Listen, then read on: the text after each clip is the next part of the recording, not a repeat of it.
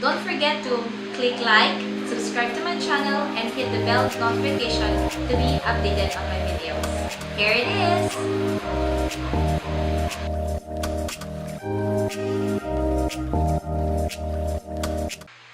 Hey everyone! Welcome back to my channel. It's me, ELOTUTORIAL makeup artist.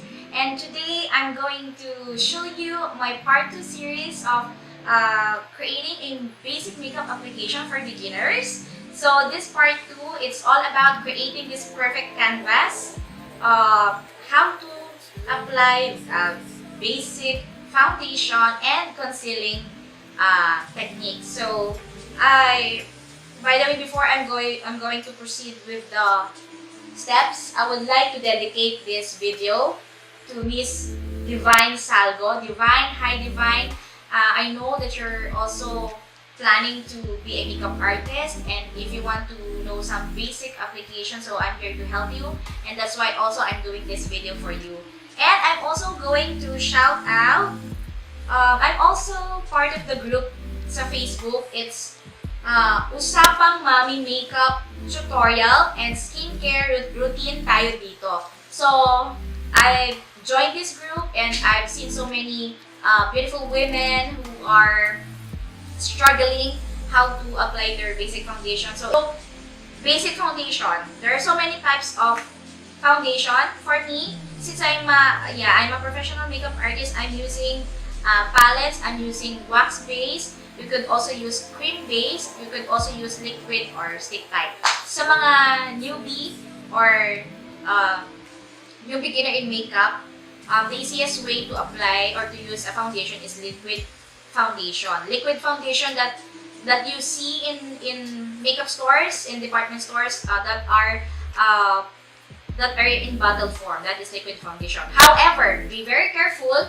Again, when you're choosing foundation, just make sure that the foundation you're going to purchase will suit your skin type. So if you are dry, normal skin, you could use a liquid foundation that has a little oil base. But if you are a combination or dry, pwede pa rin yun. You can use a little foundation with an oil base. But if you are oily skin and prone acne skin, use a matte base foundation. Application, using application brushes, maraming klase. You could use beauty blender, sponge. You could use disposable, but make sure itong dalawang sponge na to are all damp and you already squeeze out the product.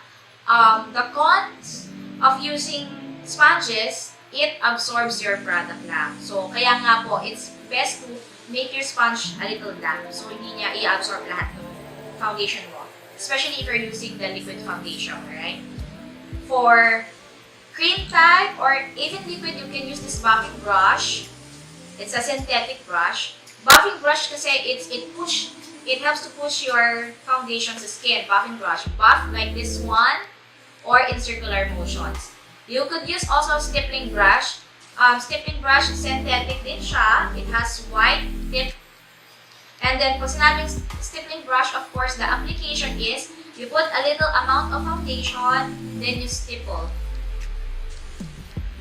It has an effect of airbrush finish. Alright? There's also another foundation brush, katulad nito, but it's bigger.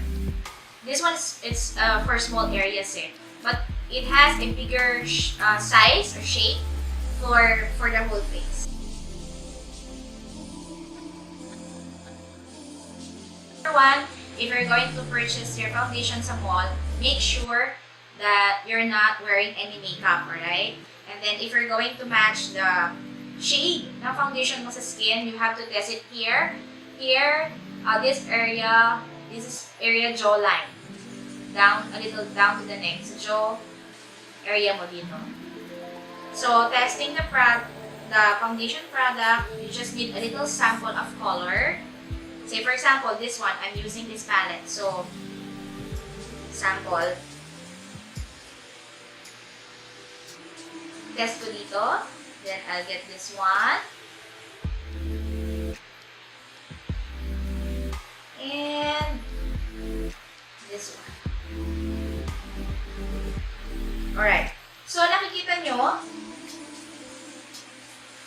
one is too light for me. And this on the third row is darker. So, makikita nyo na ang nagmamatch sa skin ko is on the middle side, which is this shade. So, malalaman nyo kung ito yung color for your foundation is it really shows na yung nagbe-blend siya talaga sa color ng skin mo. Alright? So, I remove na, alright? So, yun yun. Nagmumukha siyang halos kadikit na ng skin mo yung foundation color mo. But if you are a acidic person, you have to choose a foundation that is 1 shade or 2 shade lighter. Depende kung gaano ka grabe yung pagka-acidity mo. Because if you're going to choose a foundation that matches your skin tone, it will really look ashy. It will really look gray. Mangingitim ang itsura mo kung acidic ka. So, it's best to choose your foundation 1 to 2 shades lighter for acidic person.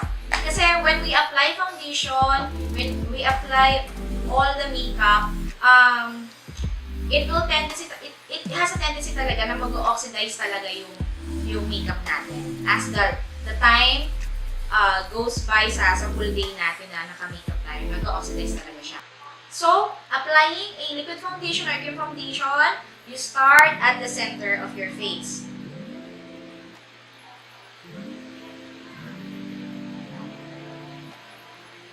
Start center of your face. Then, palabas. Going out. On the center, going out.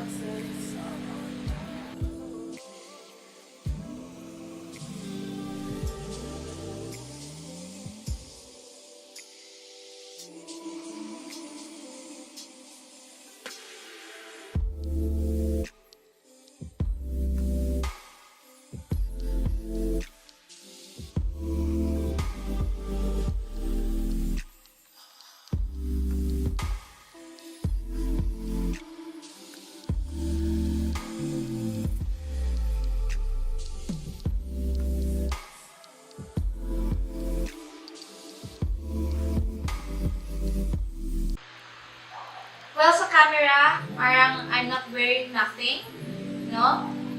Pero if you want na dagdagan pa yung coverage, then do so. Kaya nga po, it is a must na apply your foundation product, whether liquid or cream, na magaang lang, layer by layer, para hindi makapal ang dating. That is the technique there. You cannot pump 1 or 2 pumps, then ilalagay mo lahat sa brush mo yun, and then i-apply mo lahat, masasayang yung product, and it helps na lalong mag-crack yung foundation mo at hindi tumagal kasi excess. So, better na pag-upo kayo ng foundation, liquid foundation, pakunti-kunti lang, then apply the brush and i-thin out mo pa rin siya, and then there's time to apply na sa face.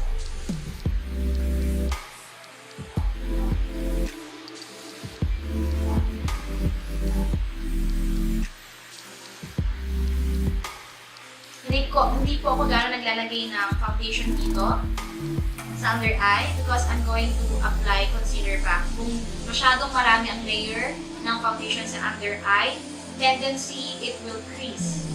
Magkakaroon ng crack and crease dito.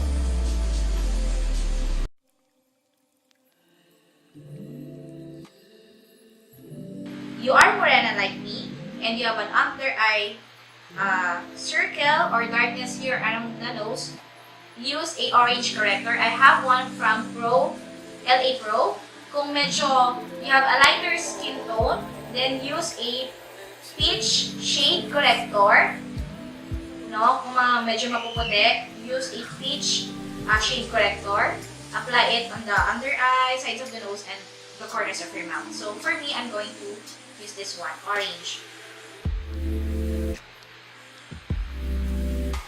Kung saan lang yung may dark discoloration, doon lang tayo maglagay. Sides of the nose. And corners of the mouth. And kung saan pang may dark pigmentation, lagyan natin ito. Because the purpose of the orange one or the green or the peach na nakikita nyo may ganito, it's what we call correcting. We are correcting the color ng skin mo before applying the concealer. Kasi kung concealer lang ilalagay mo sa mga discoloration mo, magmumukha siyang ashy, magmumukha siyang gray. Hindi niya na-defeat yung purpose na bright and even skin tone. That's what we're aiming, mommies. We're evening out the skin tone. So kung may darker pigmentation, use orange corrector. Kung may redness, use the green one. Pag maputi or fair skin ka at may konting dark under eyes ka, use the lighter peach corrector.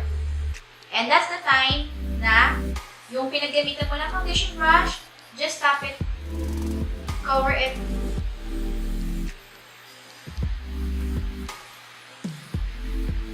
Or pwede rin naman before applying the foundation, you could apply the corrector. Ako naman kasi pwede naman kasi I'm using the foundation brush na may foundation na. So, pwede kong gawin na after the foundation corrector. Kung nakikita niyo pong parang concealer na 1 to 2 shades lighter sa nakikita niyo sa mga Instagram or ibang makeup artist, ang purpose kasi nun is to help a bright effect or to lift effect kasi yung nakikita yung concealer na pa-triangle na gano'n. It helps kasi an illusion na lifted yung face. So, in my case, what I'm doing, kung daytime makeup lang naman ang ginagawa ko, I'm not doing that kind of approach. I'm using a concealer na based on my skin color. Then, I'm going to blend using my finger or a sponge. So sabi ko kanina, when applying a concealer, doon sa area na may darkness, hindi mo naman kailangan lahatin yung concealer up to here. Whatever your preference, but for me, when I'm applying concealer to the client, lalo na pag matured skin, I'm not moving the concealer up until the lower lash line kasi it tends to close their eyes kasi. Pero kung mga younger skin, younger age, pwede. So see, I'm lowering my head down. Then I'm pressing the concealer where it has shadows. Yun po yung dinidefeat natin yung shadow.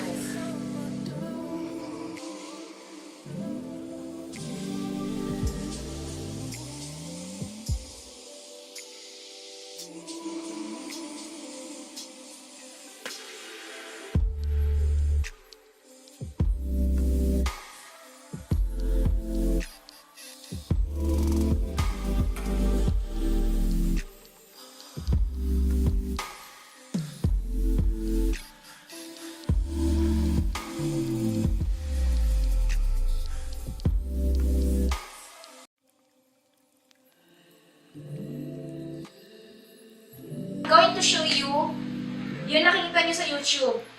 You're seeing someone with a lighter concealer. Pwede naman natin gawin yun, but for me, I recommend doing that type of approach. It's good for occasions. Ginagawa namin yun if there's a wedding, if there's a photo shoot, or special occasions. No? Pero pag daytime, you just use a lighter concealer. But this one, yung nakikita niyo po sa YouTube, yung may one shade lighter na concealer. Yung nilalagay niyo sa triangle. Again, yung ganong technique, it helps kasi to give the illusion na lifted yung face. So, I'm going to show you. So, for this one, I used a MAC Prep and Prime in the shade of wala pa lang yung shade, but it's Prep and Prime Highlighter Light Boost from MAC. So, when I'm doing that kind of technique, nakikita niyo po sa camera, it's very light. It's a yellow tone. Ang yellow kasi, it helps to lift your eyes. It makes your eyes awake. It makes it lifted, fresh. Kaya, pinipili yung mga may yellow undertone, na powder or yellowish type na light concealer. In my case po, ayokong gawin yung lifted kasi pwede naman po yung gawin yun pa triangle. But for me, I prefer ganitong approach, yung dito lang, around the eye area lang. You can also do this, highlighting. It's also a way of also highlighting na rin eh. Yun din po yung purpose ng light concealer, to highlight yung gusto nyo i-feature. Pinaangat nyo yung areas na may best feature kayo sa mukha. So, if you want to have a magandang nose line, apply it. If you want lifted and freshen effect under the eye. If you want to make your chin pop, this one. And this one.